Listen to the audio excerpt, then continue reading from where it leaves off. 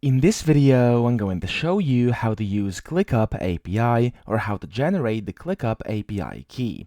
So the first thing you want to do is, of course, create an account or log into ClickUp, and then from here, you want to go to the very top right where you can see your profile icon, click on it, and then click on Settings.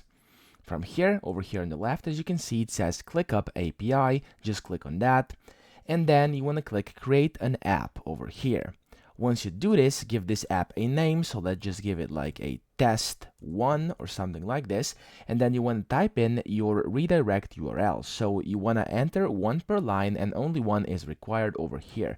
And once you do this, so once you type in a URL, I'm just going to type in something random right now because I do not have a URL. You then want to click Create App, and what this will give you is the client ID and the client secret, which you can show or regenerate over here. And just like this, you've gotten yourself an API key. So that's pretty much it. I hope this video helped you out. If it did, please subscribe to the channel and help me out as well.